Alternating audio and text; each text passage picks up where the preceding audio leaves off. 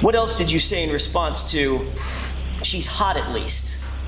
Or she hot at least, question mark? So following that text, I responded, yeah, she's a babe. Weird Fall River accent, though. No. You were so into your bravado that you forgot the eye of justice was watching you. There's nothing quite like seeing justice served to officers who are held accountable in the one place they can't escape, the courtroom. Just like this cop, whose group chat with the boys came to haunt him in court. You decided on the 29th of January, 17 hours into this investigation, you decided individually, Trooper Proctor, you're not only going to put it on the girl, you decided you're going to make sure this is cut and dried, and the way you're going to do it is to make sure that she's Cops usually slack off on their job, but in today's case, we'll be going over some scummy cops who tried to pin a murder on an innocent woman and got absolutely owned by the defense's lawyer. So for a little context, Karen Reed and her husband, Officer O'Keefe, had an argument one day. She later dropped him off at his friend's house and went home. When she realized O'Keefe was late, she went out to find him and soon enough found his lifeless body at a scene which looked like a hit and run. Strangely enough, O'Keefe's police department tried to pin the case on her, and that's what Karen's lawyer was about to show us by questioning the lead investigator, Officer Proctor. You responded at 10:53 p.m., John O'Keefe. Is that right? Yes, sir. So you were willing to tell, just a few hours into an investigation of the death of a Boston police officer, you were willing to tell a bunch of high school buddies details about the investigation, including the name of the victim, correct? At this point, it was 16 hours later, sir. In this text exchange at 10:56 p.m., your buddy Bird writes, I'm sure the owners of the house will receive some shit, correct? Correct. How did you take that to mean? Did you take that to mean that he could get in trouble? Yeah, I'm not sure exactly what my friend was getting at. Well, you had some idea. Yeah, maybe. The owners of the house isn't going to get any shit for this, right? That's how I interpreted it. Yeah, you interpreted it like he's not going to get in any trouble. He's not going to be a suspect, correct? Correct. And he's not going to be implicated in any way. Is that right? Correct. And your answer was one word, correct? Yes. What was that word? Nope. And then you followed that up with an explanation as to why you said no, didn't you? That wasn't the explanation why I said nope. I simply said homeowner was a Boston cop too, meaning Mr. O'Keefe was a Boston cop. The homeowner was a Boston cop as well. The question that preceded your answer, nope, the fact of the matter is you hadn't been to the crime scene by the time you wrote this text, correct? Correct. You hadn't been inside the home, correct? No. You had you had questioned a grand total of 3 percipient witnesses at this point, correct? Yes. And 2 of the 3 were named McCabe, right? Correct. And 1 of the 3 was named Albert, correct? Yes. And it's against that backdrop that you wrote, nope, the homeowner's not going to get any shit because he's a cop, right? That's not what I meant by that. The lead investigator was just willy-nilly discussing a murder case with his high school buddies. What a joke. And we can clearly see his professional courtesy when it came to the homeowner BPD cop. This cross-examination was about to get really intense. And you write back, quote, she waffled him. I looked at his body at the hospital, right? Correct. You used the phrase waffled about a Boston police officer who had fallen in the snow and died in someone's yard. And you decided to use the word waffled him, correct? Objection. So sustained. Ask it differently, Mr. Jackson. And you responded, he was banged up. Is that right? Yes. Then a person with the phone number 0095 wrote, I thought he was drunk. Did he get beat up? Do you see that? I do. And you wrote, nope. Is that right? Correct. Yet again, this is before 11 o'clock at night on January 29th, 2022, some 16 hours into your investigation. Is that right? Yes. So before you ever went to the crime scene, before you ever went into the house, only having interviewed 3 folks, You had this case nice and wrapped up, didn't you? He said all that without visiting the crime scene. This is exactly how corrupt officers botch entire investigations and ruin innocent people's lives. Not to mention how disrespectfully he addressed his fallen comrade. Then 5051 changes gears. And he writes, she hot at least? Correct? Yes. And what was your response to that?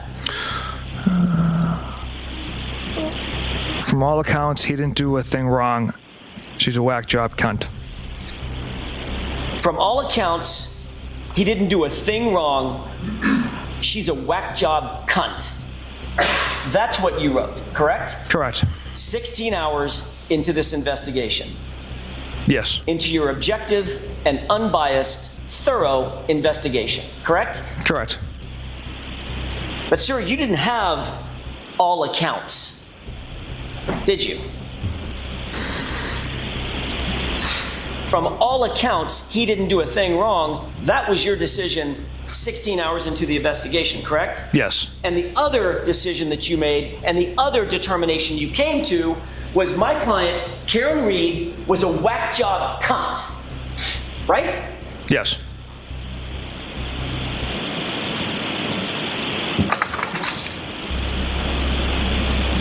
What else did you say in response to, she's hot at least? Or she hot at least, question mark? So following that text, I responded, yeah, she's a babe. Weird Fall River accent, though. No. No ass. Now you're talking about her body, her physique, correct? Yes. You think that's appropriate? Absolutely not. Then Bird chimes in with a little comedy. Not newsworthy then, correct? Correct. In other words, well, she didn't have an ass. Nothing to see here, correct? Objection. Sustained.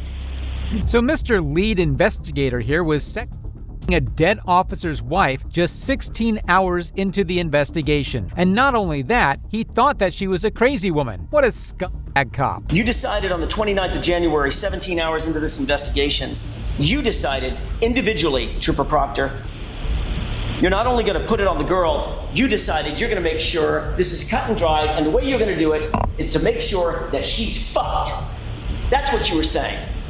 Objection. All right, so that's sustained. You can, the content's fine. You have to ask it differently. 17 hours into this investigation, Trooper Proctor, you made the decision that you were going to put it on Miss Reed, didn't you? Put the case on Miss Reed. She was going to catch the case, correct? No, absolutely not. What did you mean then when you said she's fucked? After the day's investigation with multiple troopers conducting multiple tasks and a debriefing at Canton PD amongst detectives in my office who went through the overwhelming amount of evidence against Miss Reed that she struck Mr. O'Keefe with her vehicle. That's what I meant by that comment. What you meant by that comment, Trooper Proctor. That's all BS, and we know it. These tyrants just wanted to pin a murder on an innocent woman and then laugh at her. But these pigs continue to discuss Mrs. Reed even further. And then Bird decides to chime in. Good. No ass. Right? Yes, that's what he wrote. And how did you respond to Bird saying, good? I laughed. Thought that was funny, did you? Trooper Proctor? Thought that was funny? It was unprofessional of me. That's something I shouldn't have done. Well, I think we all know it was unprofessional. It was a lot of things. I'm asking you, did you think it was funny? Well, according to my response at the time, apparently. Then you sent a picture, just to add to it, to pile on, of Miss Reed being arrested, correct? I don't... The date is now February 2nd, 2022. And a person by the name of Doc writes, is that chick a smoke? Correct? Correct. Who's the chick? Miss Reed. And you write E-H, right? Yes. And then you write nutbag, as Chief would say, correct? Correct. Do you know what the definition of integrity is? Doing the right thing when no one's looking. It means the quality of being honest and having strong moral principles, correct? Objection. Sustained. Do you believe that integrity means being honest and having strong moral principles? I believe that's part of it as well. Do you stand by that testimony that you were showing strong moral principles in this investigation, sir? In the investigation part, absolutely. Through these text messages, absolutely not. They were juvenile and regrettable.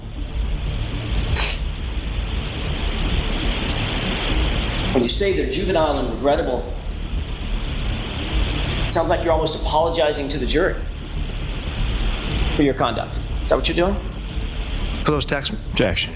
Sustained. Trooper Proctor, have you ever apologized to Miss Reed? Objection. Sustained.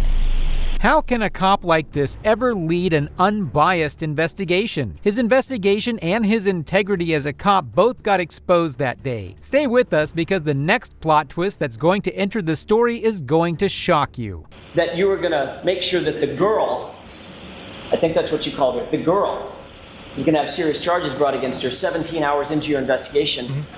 You didn't have any evidence whatsoever that there was an argument inside the vehicle, did you? to go towards intent, no. But as far as the physical evidence goes, we had compelling evidence indicating Miss Reed struck Mr. O'Keefe with her vehicle. So you just did Okay, this. Mr. Jackson, I just have to keep your voice up, Trooper Proctor, okay? Yes, Your Honor. Go ahead. You just did this piecemeal. So when you decided that the girl, Miss Reed, was going to get serious charges against her, didn't have any indication of any intent, you just decided, oh, okay, I'm just going to go with the physical evidence today. I'll figure out intent later. I'll figure out motive later. Right? Yes. We get to learn of a potential lover of Mrs. Reed and how the lead investigator just believed whatever evidence he brought him, without investigating himself. You keep adding other people into the interviews. I'm asking what you did, not what you and somebody else did. Did you personally, Brian Higgins? Objection. I'll allow it. Yes, I did. He's a fellow law enforcement officer, and you knew that, right? Yes. He was a colleague of yours, correct? He worked in a different agency, yes. You waited until February 10th to conduct a pre-scheduled interview with Mr. Higgins, didn't you? Yes. And you interviewed him in the presence of his attorney, correct? Correct. He told you that he was engaged in a flirtatious relationship with Miss Reed? He did. As a matter of fact, he told you that he was engaged in a flirtatious relationship with Miss Reed over text messages, but on at least one occasion that resulted in a kiss, correct? Yes. And then he also told you that he had taken the liberty to extract certain conversations from his own cell phone, right? Correct. And he brought you a hard copy of those text messages, right? He did. And you knew that those text messages were messages that he curated to give to you, right? Yes. He's the one that made the determination of what was important, what was not important to give to you, his interviewer, right? Objection. No, absolutely not. Well, you knew he had this flirtatious relationship with Karen Reed, is that right? Yes. You became aware that he ignored, you saw the text messages, you became aware that Karen Reed actually ignored text messages from Mr. Higgins while at the Waterfall Bar and Grill with John O'Keefe, correct? Objection. I'll allow it. Yes. And you're aware that at 12:20 a.m., Brian Higgins sent a text message to John O'Keefe coaxing him to 34 Fairview, correct? Objection. I'll see you at sidebar on this. Officer Proctor was so biased in his investigation that he didn't even for a second consider that Mr. Higgins might have been the prime suspect who wanted the only thorn between his and Mrs. Reed's supposed relationship out. At 2:20 a.m., Brian Higgins sent a text message to John O'Keefe prompting him to go to 34 Fairview, correct? Objection. I'll allow that one. Go ahead.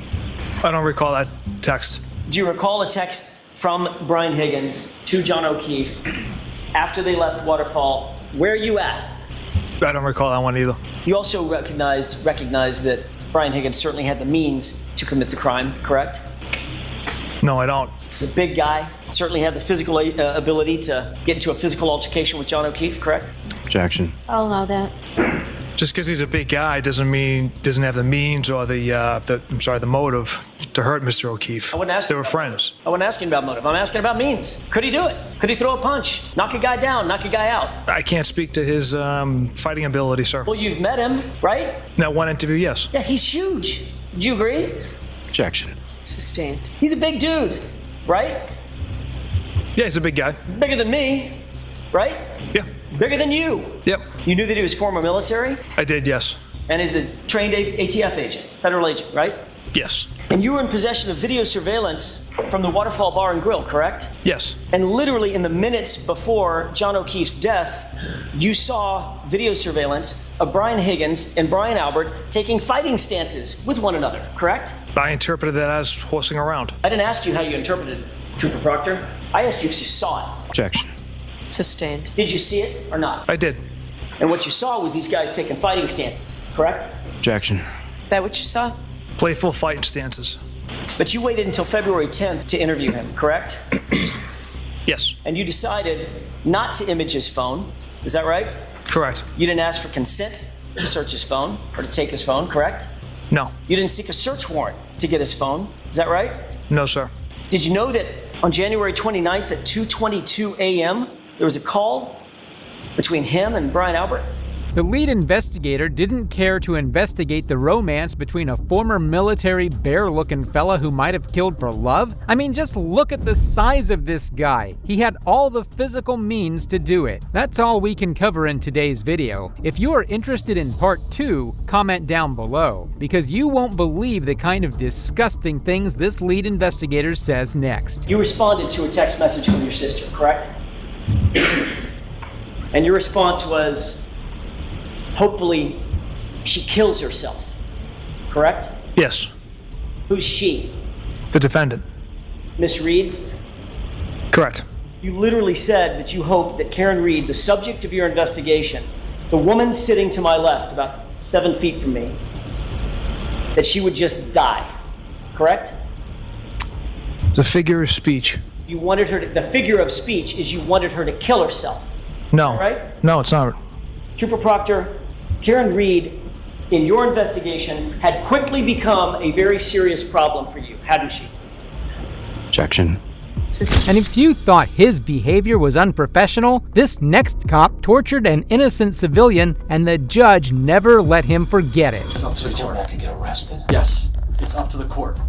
Mr. Dent was struck, kicked, and tased while on the ground by what appeared to be a group of angry, anxious police officers. There's no better feeling to see some justice being served in the court, and what's even better is when it's being served to corrupt police officers. The second case saw the officer's life flash before his eyes when he realized what a mistake he made. But before we get to that, the atmosphere in this courtroom took a serious turn when the judge started to narrate what happened to the victim. On January 28, 2015, ex-cop William Melendez's traffic stop of Floyd Dent escalated dramatically. Court proceedings later revealed shocking details of the incident. January 28, 2015, where his life changed forever. He was stopped by the defendant, a then Inkster police officer, and his partner, Officer Zelenowski. Mr. Dent was stopped for a minor traffic offense and ordered out of his vehicle. With his hands extended out of his driver's window, he was grabbed out, thrown to the ground, and struck 16 times in the head. In his attempt to arrest him, he was thrown onto a window shield of a patrol car, bleeding profusely from a head injury. The responding police officers arrived as the defendant is wrestling the defendant to the ground. Mr. Dent was struck, kicked, and tased while on the ground by what appeared to be a group of angry, anxious police officers that celebrated after the defendant was beaten.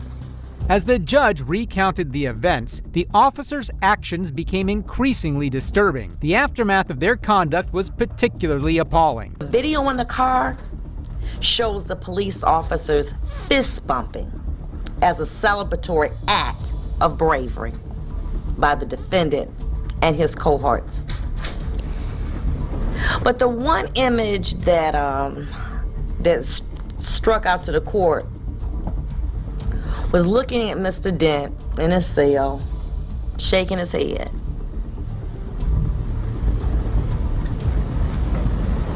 In disbelief of what had occurred to him.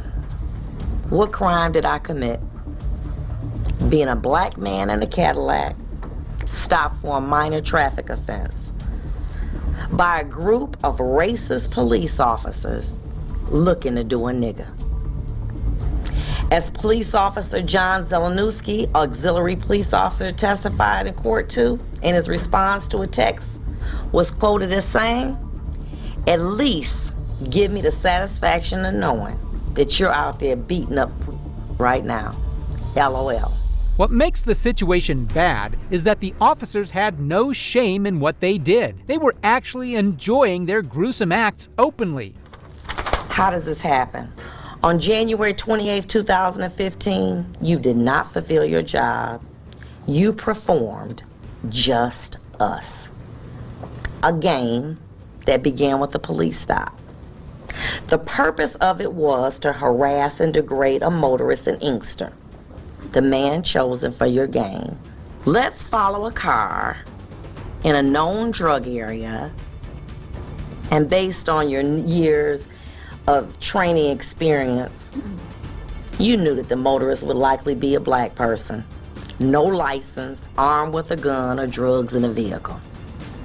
Upon stopping Mr. Dent, you knew, and upon stopping Mr. Dent, who was dead wrong for driving with no license or license suspended, running stop signs, and weaving in and out of the back street, which the court saw in the video. Upon being stopped, Mr. Dent put his hands out of the driver's window in plain view. Your partner and you pulled him out.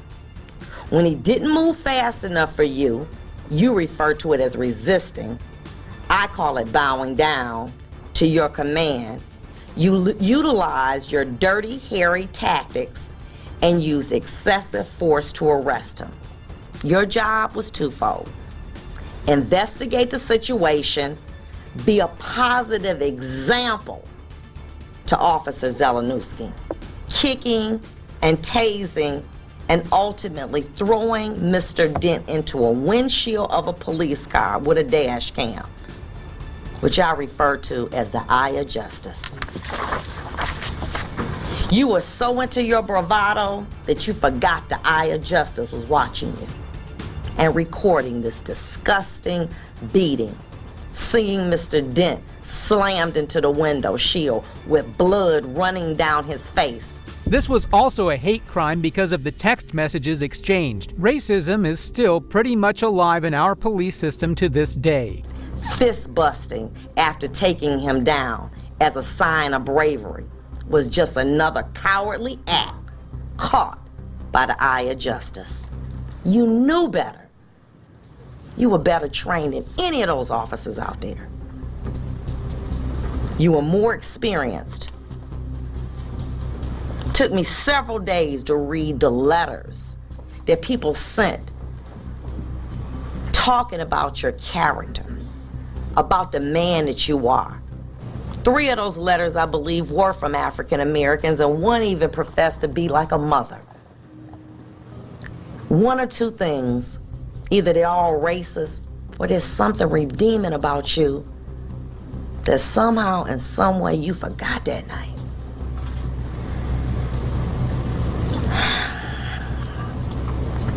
The way you denigrated that man was awful. Who would know and who would care about a lone black man being assaulted by upstanding police officers? Boy, were you wrong. We need more judges like her in our country today. She fearlessly stated the obvious and courageously addressed all the issues that everyone else was avoiding. The other eye of justice captured you and your posse making fun of Mr. Dent, mimicking him struggling while you all wiped the blood off your uniforms with disinfectant while he watched. Such an awesome, caring, properly trained police officer. You led your fellow officers down a path of cowardly behavior. But today you will pay for it. There's an old saying, it ain't no fun when the rabbit's got the gun. It's equally applicable when he has the video. The eye of justice in this case. You betrayed your city. You caused your lovely wife heartache. And you caused Mr. Dent severe anguish. And finally, in the words of Vicky Yost, your commander, accountability is required to ensure continued community trust and healing. Following a long verbal lashing, the judge ultimately handed down a punishment to Melendez, and his response is truly worth watching. Only you and God can change your character. I've had an opportunity to listen to both sides. And I had to say this because I didn't say this during the trial. But it was my privilege to be able to oversee this trial because I had great lawyers. And great lawyers make jobs real easy. I am going to commit you to the Michigan Department of Corrections. However, after weighing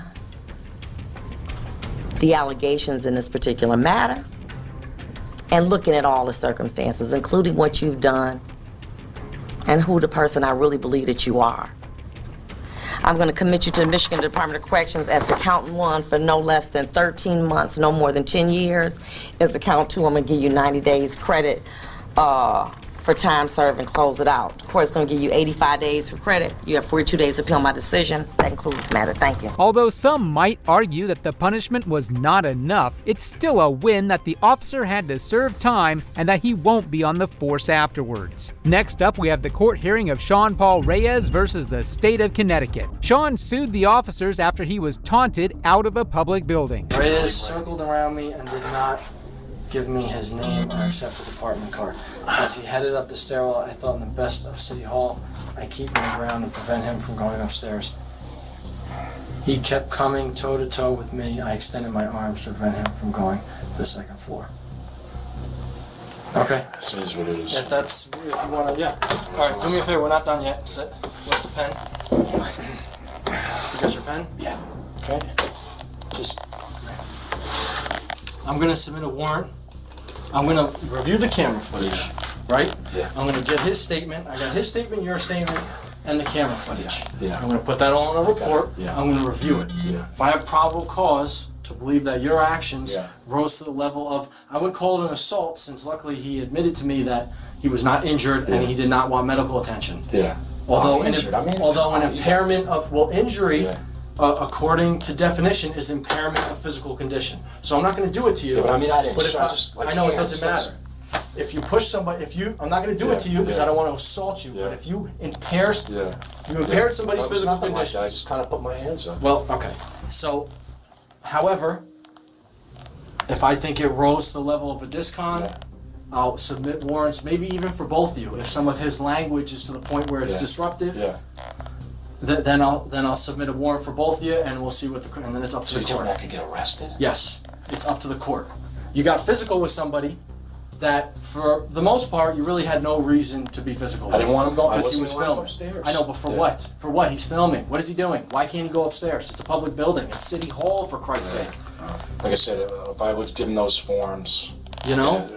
Sean doesn't use any disruptive language and remains respectful. I'm sure you've seen us review multiple videos of his audits. The real deal is how physical the officer got. After I had watched the library incident, I had seen on his channel that nearly every single one of those videos cast the police in a negative light. So I was fearful that regardless of what I did that day, right or wrong, the same would be done to me, as is exactly what happened. Right. That didn't happen to you, right? Oh, no, it did. It did? Yep. Okay. And the incident at the library that you're talking about, the videos, you're talking about the videos involving, I think it's Tippets and other And the statement that if he'd done something 20 years ago, he would have been dead in the back of someone's truck. Objection is what? 20 years ago, that would be dead. His teeth would be missing. I'd have removed his teeth. He would be dead. This is not going to end well with you, you know that. Okay, we'll see. So the cop was worried that Sean's video would cast him in a bad light by referring to a library video where a cop gave him death threats. Relevance, hearsay, outside the scope of direct. Sustain. Keep going. Okay. The incident at the library, were you familiar with what happened there? Objection, same, all three grounds. Keep her out of that, Judge. There's been some discussion in the trial thus far about the incident that happened over the message question. And that involved Danbury Police Department, police officers, right? The incident, I'm sorry. At the library, sir. Yes, it did. And you're familiar with the library incident, right? Yes. And are you familiar that Mr. Reyes made a complaint about Danbury police officers in that case? Objection, relevance. I want to allow it as... At the time of this, Okay, here's how it's going to work. He's going to ask a question. He may object. I rule in the objection. You don't answer until I rule in the objection. Got it. It's going to be easier for everyone. And that's partially on me because I fall. So let's try that again. Ask the question and answer and see. These two incidents had totally different levels of intensity. The defense, in this case the state, was trying their best not to have the other Danbury officers be included in this hearing because their statements were beyond inhumane. But the judge was annoyed by their interruptions. at what point? At any point. I received a couple on my work voicemail, but I didn't. Did you put that in the police report somewhere? Well, I was threatened after the fact. Well, threats are important, aren't they? It depends if you feel threatened or not, and I didn't feel threatened by them. I just deleted them and they were on my work voicemail. So you didn't feel threatened about what people had said, correct? Objection, pass the next one. I'll allow him to answer his question. Objection overruled. It's a tough thing. I can threaten you right now. It all depends how you feel about it. I would hope that, you wouldn't feel threatened by me, but so at the time, I just deleted those messages. I don't remember if I felt threatened or not, but I didn't want to, I just deleted it. It was only a couple, it wasn't like the other people This cop was just bluffing. Threats are no joke, and those threats could have been substantial evidence against Sean in this case, but they weren't real to begin with. Approach. Off the record. Approach.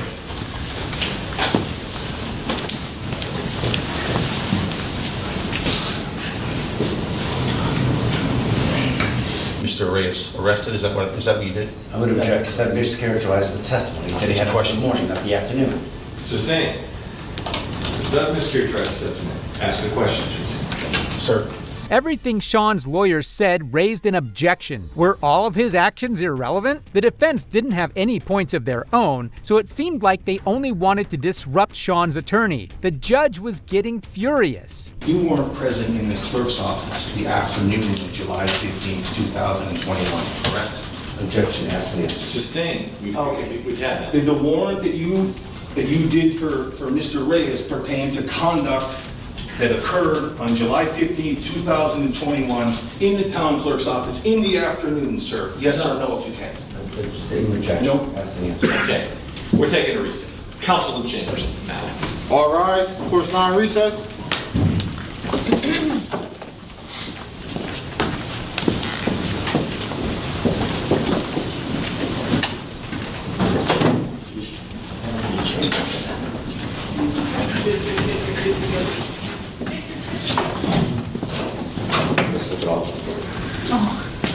The judge was furious. He ordered both the lawyers into his chambers, and we can faintly hear how his mood was. The state's attorney's objections were so annoying that the judge had to personally give him an earful. The fact that the judge hasn't put a stop to this waste of taxpayer money speaks volumes about the level of corruption we're looking at here. And that's all for today. If you'd like to see more court hearings of officers being grilled, let me know in the comments below. If you liked the video, subscribe so you don't miss out on the next one. And make sure to check out this one too. You decided on the 29th of January, 17 hours into this investigation, you decided individually, Trooper Proctor, You're not only going to put it on the girl, you decided you're going to make sure this is cut and dried, and the way you're going to do it is to make sure that she's